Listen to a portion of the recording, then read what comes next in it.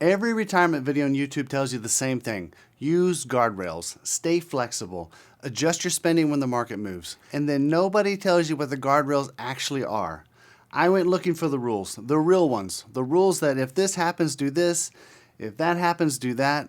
And all I found was people saying the word guardrails like it explained itself. So today I'm going to give you the rules, the exact ones, the withdrawal system I built to pull more money out of a retirement portfolio than the 4% rule will ever let you touch, while still protecting you in the years the market turns against you. By the end of this video, you'll know exactly what to do with your paycheck in a good year, a flat year, and a year where everything is down. No vague advice, the actual rules with the actual numbers. Let's start with the rule everybody already knows because that's the one we're trying to beat. The 4% rule says you can take 4% of your portfolio in year one and then give yourself a small raise for inflation every year after that.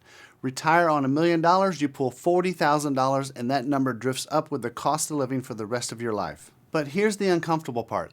The 4% rule has been historically very safe across most 30-year retirement windows. It survived almost every period anyone has tested. The problem isn't that it fails, the problem is how it succeeds. It keeps you safe by keeping you poor. It hands you the same conservative paycheck whether the market just doubled or just crashed. And it does that for 30 years. Many retirees who follow it die with more money than they started with. Money they were too scared to spend because the rule never gave them permission to. So the question I started asking was simple. Could I build a rule that pays you more when the market lets it, protects you when it doesn't, and never leaves you worse off than the 4% rule would have? That rule is what I want to walk you through today. I call it the hybrid 6% rule. Before I get into the weeds, here's the whole system in one breath, because once you see the shape, every number after that is easy. There are three moving parts. First, your high water mark, the highest value your portfolio has ever reached. Second, the engine, the rule that turns the high water mark into your paycheck, 6, 5, or 4% depending on how far you are below it. And third, the COLA floor, a separate number that keeps your paycheck from falling too far in an early crash. Here's the one detail that makes the rest of this easy. Your paycheck is the rate times your high water mark, not times whatever your account dropped to this week times your high water mark. Now hold on to that and watch how much smoother your income gets. Rule 1 is the income engine. It's where your paycheck comes from. Your high water mark is the highest January value your portfolio has ever reached. Every January, if your portfolio is higher than the January value before it, that becomes your new high water mark, and it never moves backwards. You take a percentage of that high water mark every year. Which percentage depends on how far your current portfolio has fallen below it. There are three settings. Setting 1, if your portfolio is at the high water mark or you're within 10% of it, you take the full 6%. Setting 2, if your portfolio is more than 10% below the high water mark, you step down to 5%. And setting 3, if your portfolio is more than 20% below the high water mark, you cut to 4% and you lock there. You stay at 4% until your portfolio fully recovers all the way back to the old high water mark. And the moment it does, you jump straight back to 6%. You don't crawl back up to 5%, you snap back to the top. The rate is set by where your balance sits, but the dollars come off the high water mark. That one design choice is what keeps your paycheck steady while the market is bouncing around. Now let me put it into real numbers for you. On day 1, you retire with $1 million. That's your high water mark. You're at it, so you take 6%. 6% of $1 million is $60,000, and that's your paycheck for the year. Good year. The portfolio grows and closes at $1.1 million in January. Now that's a brand new high water mark.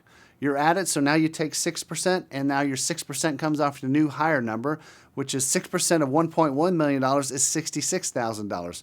So your paycheck went up by $6,000 because your high water mark moved up and your income rode up with it. Now the opposite. Say your portfolio falls from $1 million high water mark to $850,000 in January. That's 15% below the high water mark, past the 10% line, so your rate steps to 5%. But it's 5% of the high water mark, not 5% of the dip.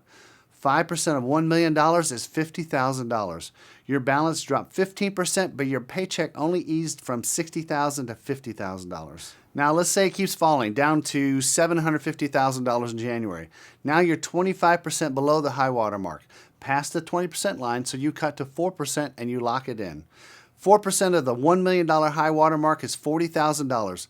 That's the bottom setting of the engine. Then the market recovers and the portfolio climbs all the way back to $1 million in January. The instant it reclaims that high water mark, you jump straight back to 6%. Not 5%, straight to 6%. 6% of $1 million back to the $60,000 paycheck.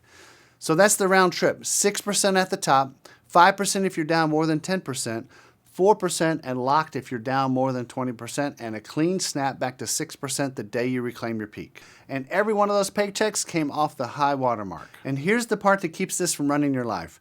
You check this once a year, every January. You look at the portfolio, compare it to the high water mark, set your rate for the year, and you're done. You do not watch the market tick by tick. You do not recut your paycheck in the middle of a crash in June.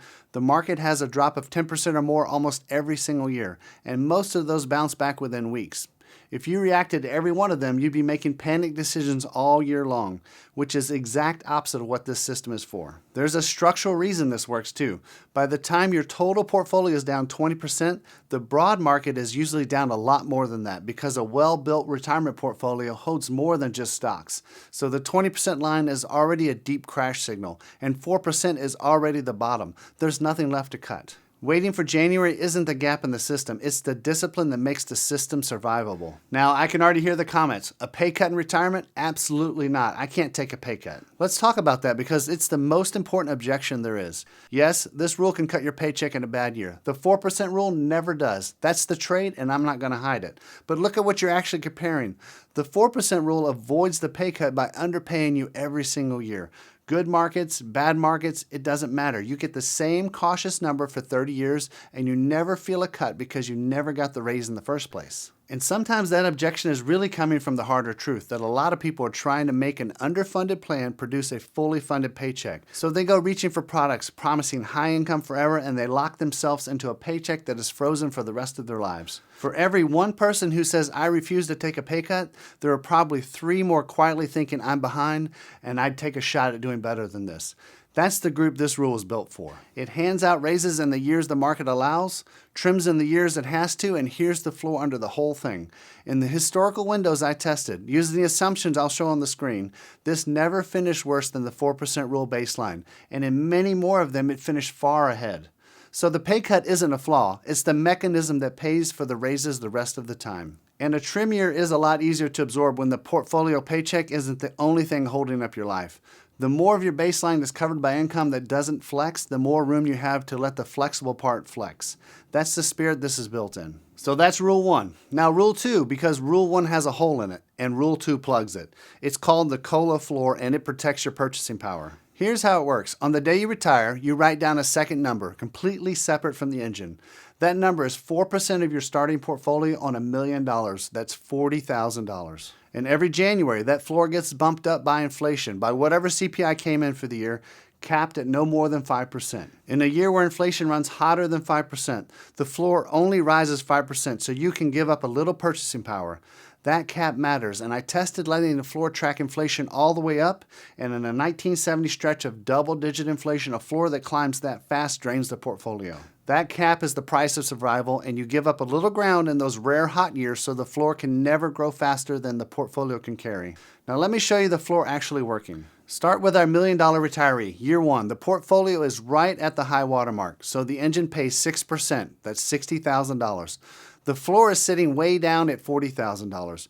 They're nowhere near each other, so you take the engine and the floor doesn't matter at that point. Year 2, the market turns down. The portfolio drops to $850,000. That's 15% below the high water mark, so the engine eases to 5%, which is $50,000.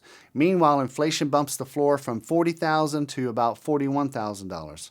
Still below the engine, still not doing anything. Year 3 comes along. The market keeps falling. The portfolio drops to $750,000.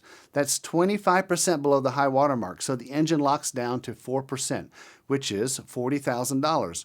But now the floor has climbed to about $42,000. And for the first time, the floor is higher than the engine, so you take the floor.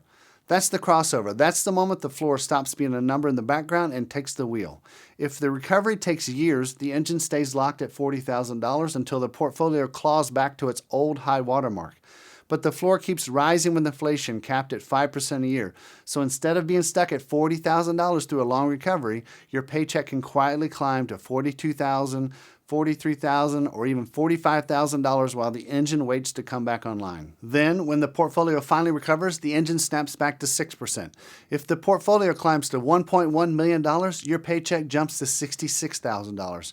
If it later pushes to a new high water mark of $1.25 million, 6% becomes $75,000. You came through the crash, the floor carried you through the worst of it, and you came out the other side with a bigger paycheck than you ever had going in. And here's the last thing to understand. The floor exists to handle sequence of return risk.